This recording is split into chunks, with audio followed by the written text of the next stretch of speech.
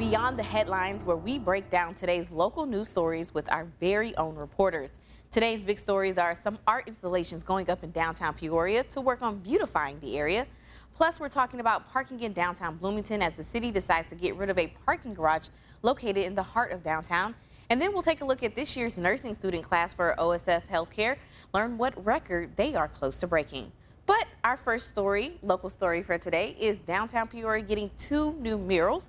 WMBD's Alex Berger has been on this story all day and joins us now. So, Alex, tell us about this overall art project. Yeah, absolutely. So this is part of the public art projects going on in Peoria. So this is 2 new murals that are being installed in downtown Peoria. The first one is going up on the Jefferson Avenue parking deck.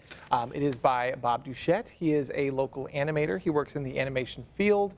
And then the second one is going to be on Water Street. It is by drone videographer Chris Lacrone.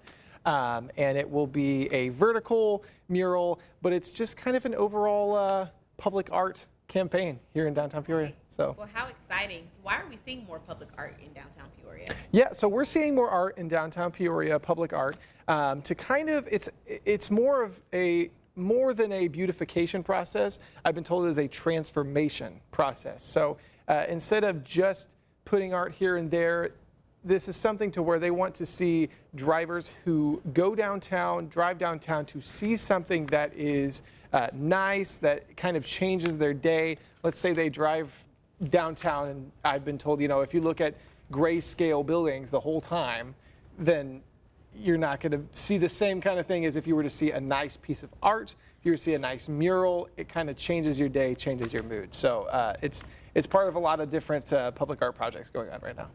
Okay, with these public art projects, how does it follow suit with other cities across the country? Yeah, so we see a lot of major cities.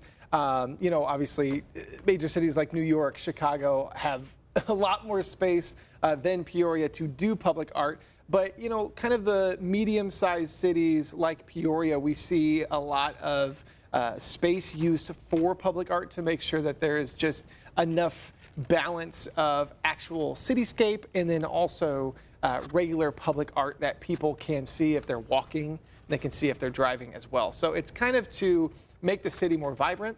Okay. And it's to kind of change up the vibe of the city that we've seen for so long. So just to get something else in new. What vibe are they going for? From what I've seen, I think it's it's localized and it's very like heart of the city kind of vibe. So it's kind of putting a priority on local landmarks. So the mural that you'll see on Jefferson Street by Bob Duchette, it's an animated style of Peoria landmarks. You can see, the Twin Towers, you can see the Murray Baker Bridge, you can see Peoria landmarks. And so it's very much going for local people, local art, and all Peoria artists. So. And will we have any unveilings or any events planned to celebrate these murals? Yeah, so today was just the installation process of them. You'll be able to see the murals now if you are driving in downtown Peoria, walking in downtown Peoria on Jefferson Avenue or on Water Street. But the actual ceremony celebration for these murals will be at Distillery Labs on September 5th. So they will have everybody get together at Distillery Labs and talk about the murals. They'll, have the artists there, and it'll just be one big event. So that's what they do there, and this obviously goes with the Boxes and Banners campaign that features 21 local artists throughout downtown with electrical boxes and banners. So this is a big public art renaissance, as it's been described. So Public art renaissance. Public art renaissance. I like the sound of that. Yeah. Now, real quick, we're going to switch gears here. Okay. We were talking about this before we got on air. You were pretty excited about this. Hey, I'm a big fan of this one. Okay, here's a story that'll make you smile this evening. A corgi race. More than 70 corgis participated in the 2025 dog races at Canterbury Park in Minnesota over the weekend. Now, the tiny leg dogs were all work and no play Sunday as they competed for the chance to participate in the Best in Show Championship Labor Day weekend. Now, the dogs and their parents lined up, and when the announcer kicked off the race, the tiny dogs were seen running for their life. See, Alex already is You gotta enjoying that. see, Look at that. I was already laughing when I saw the little corgi with the little hat. And so when you said parents, I can't keep my composure. But look Our at producer him. got really creative with that. This is determined athletes right here. This is the real Great sport. athleticism. This is a photo finish. You see that one in the white overall? I think. Yes. Look at that. Look at that. See? Hey. What do you think his name is? Jeffrey. I think it's Cookie. Cookie. I feel like. Cookie's the yes. Look at him. Look at him. Photo Cookie finish. Jeffrey is the name. We didn't get a stare down between the two, but we got a good finish there. Corgi's an art. What's better? Do you have any pets? I do. I got two, Roxy and Zappa, Dachshund and Chihuahua. So. Nice. Yes. I had a cat for 19 years as well. So Wow. big animal guy. You are a pet parent, a parent. A parent. I love that. I'm a parent. Yeah. What can I say? So, yeah. Do you have any pets? No, goldfish is Hey. the max. There you go. What about a bearded dragon? You try a bearded dragon. We'll be back with more Beyond the Headlines after the break.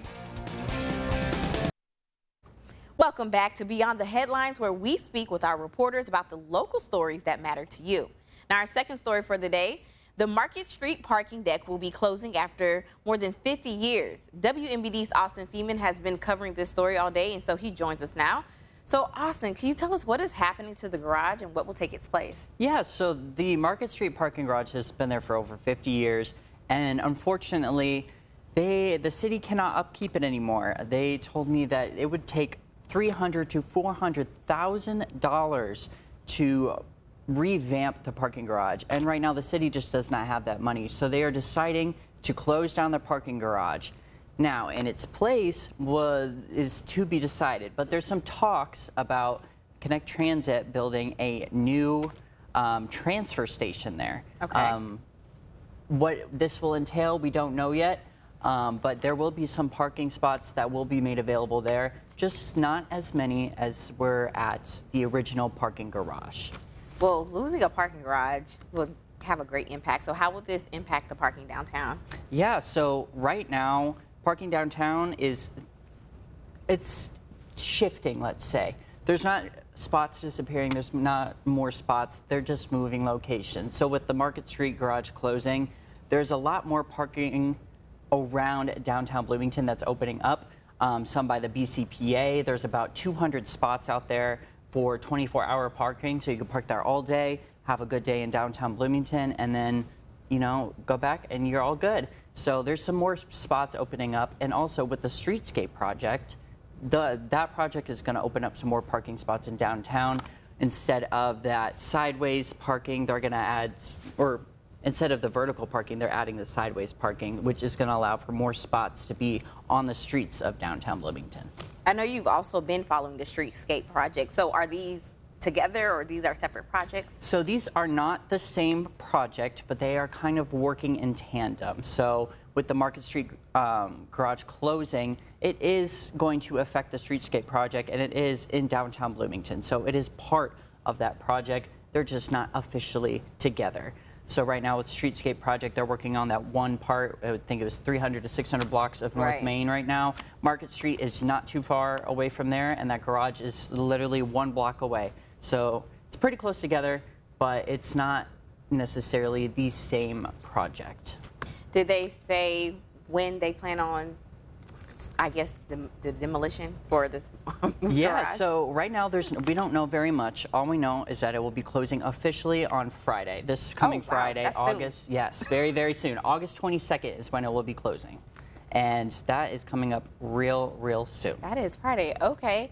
Now, you said they mentioned talks about Connect Transit possibly having like another transfer hub station. Anything else they may have mentioned? So I was talking with the city manager, and he was just telling me how they have been working with Connect Transit. They are in talks right now about possibly putting a new transfer station there. Is that official? No, it is not.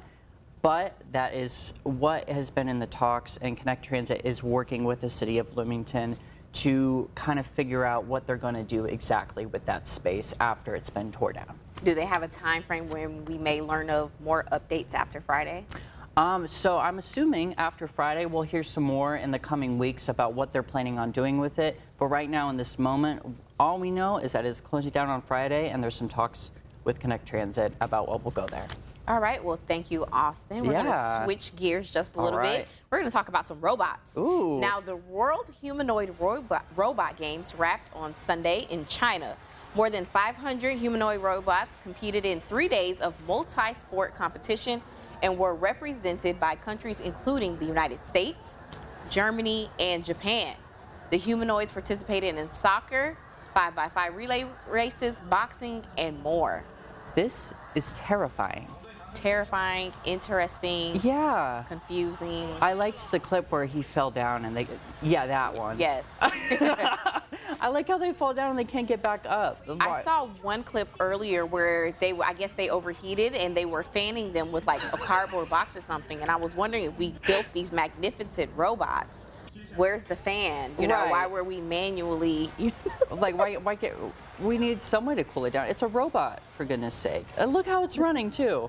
It's kind of moving fast. Yes, and then they were, falling now over. He's on the ground. I saw one where the robot knocked down a spectator, knocked down a human.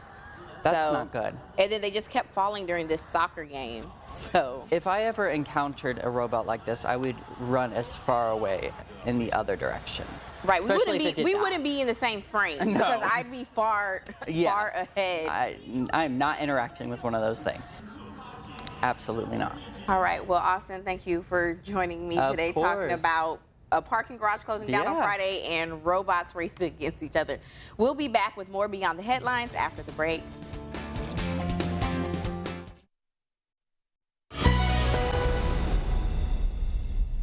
Welcome back to Beyond the Headlines. Here is our final local story of the day. Now, OSF College of Nursing has a near record-breaking number of students in the College of Nursing program. Jack Bozikas joins us now, and he spoke with the program's president today. So tell us more what the president had to say today. Yeah. Dr. Charlene Aaron told me that they currently have 696 students enrolled. Oh, wow. And the record to beat is 702. So they are so close. They're so close. They're so close. They just nearly broke it, but yeah, you know, the 100 new students are in the program, freshly enrolled. So that's a decent number of nurses that could be coming our way here in Central Illinois. That's good. So that benefits us in the long run. Yeah, totally in the long run. And, you know, it's given them, you know, some more exposure and almost having a record-breaking number might bring more eyes to the program overall. So, yeah, pretty good. Did they say when that 702 class came in? What year was that? They did not. They did not say when it was, but they're hoping to beat it eventually. Okay. And then will spring enrollment impact? Like, will that, or was this just for the fall? How was this number counted? Well, so it's just the fall as of right now, but that's kind of where they're hoping. They're not 100% confident that they're going to beat out that record in spring, but they are pretty confident that they will. You know, they only need 7 more people to break the record. So, you know, knock on wood, they can break that in spring. But yeah, you know, I think the big takeaway is right now there is a nursing shortage all across the country, and having it's not going to solve the problem, but it'll certainly be a certain start, that's for sure. What do they think helped with this increase in enrollment? They said it's a whole bunch of things. The age demographic is a lot of high schoolers who are freshly graduates, and they want to explore the field, but also there's plenty of older candidates that have recently enrolled that are kind of looking for a career change, is what they were telling me. Anything else, like, do they get hands-on experience at current OSF hospitals? Or Yeah. is it, whatever, that's the center that they have. What is it called? Yeah, the Jump Center. Yes, the Jump Simulation Center. They have plenty of hands-on experience, and that's another huge takeaway is what they were saying, that hands-on experience is anybody can read a book, anybody can watch videos or lectures and study, but having that hands-on practical experience is what is really gonna, you know, make a great nurse. As we get older and we have to make sure we do all of our annual checkups, it's good to know that a nursing program is seeing increasing numbers. Yes, definitely. We need nurses. They are the backbone of the hospital industry. Right, so we're going to switch gears now to some entertainment. Yeah, yeah, All right. absolutely. So with our movie expert, Jack Bozikas right here. Now, the movie Freakier Friday had its second weekend in the box office, still showing some success. The Disney movie remained in the #2 slot as movie experts anticipated last week. Now, the movie ended up with $14.5 million, which means the movie has done 10 days, making nearly $55 million. Disney's highest grossing August family release ever is actually the 2003 Freaky Friday, with just more than $110 million. Now, the sequel is sitting at $86 million globally. Yeah, it's doing good for, there's no other family films really this month, and it's a fun time. I went and saw it last week, and I am a big fan of the first one. I used to watch it with my mom and my sister, and it has that same charm to it. It's a little convoluted. The plot kind of gets lost a little? Kind of gets lost a little bit, but overall, it is a fun time. It's really fun. Jamie Lee Curtis, Lindsay Lohan, they're back in their roles, and it's really interesting because I saw some interviews with the cast, and they were saying that they had to wait for Lindsay Lohan to be the same age that Jamie Lee Curtis was in the first one. Oh, okay. Because it's about her daughter also. It incorporates Lindsay Lohan's character's daughter and also her soon-to-be stepdaughter. Okay. So there's not just one switch with the body swap. There's four. Four people are switching places. Wow. Yeah. Okay. Yeah. So Lindsay Lohan switches with her daughter, and Jamie Lee Curtis switches with the soon-to-be stepdaughter. That's a lot of swapping. Yeah. Do you have a preference over which one, the original or this Freakier Friday? I have to say I think I prefer the original, just because it's the original. You can't beat the classics. It's so I rewatched it before I went and saw it, and there's something magical about that first one. What are some of your favorite scenes? I don't care about spoilers, so go ahead. They had 2 weeks to watch it, so. Yeah, true. I mean, I don't want to spoil anything. I would say the best part is the swapping places, seeing how younger people would react in older people's bodies, and older people would react in younger people's bodies. It's the same. That is the most fun part of the movie, for sure. Yeah, without a doubt. Anything you missed from the first that didn't make it into the second?